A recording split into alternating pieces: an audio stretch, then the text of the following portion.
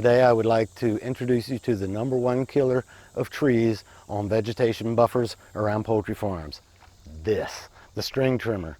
It's very handy. However, people try to get way too close to the trees as the grass grows up. They hit this with the string and it debarks it. As you can see down below, the bark has been removed from all the way around the tree because of the weed eater. That kills it. The nutrients can't get to the top anymore and the tree dies. As you can see, this is an arborvitae. It's an evergreen. It doesn't look very green right now. It's turning brown because it's dying because it can't get any of the nutrients up to the upper part. Typically on a poultry farm, we will plant 50, 100, 200, even up to 400 trees.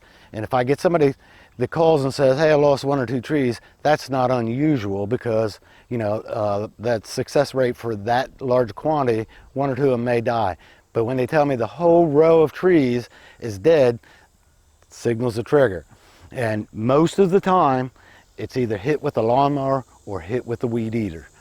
Sometimes it's hit with overspray from adjacent crop fields, but the majority of them is the weed eater. We have a solution for that. We found a spray that's called clethodim. It's a grass killer. You can spray it right over the top of the tree, won't hurt the tree. The only thing it does is kills the grass around the tree.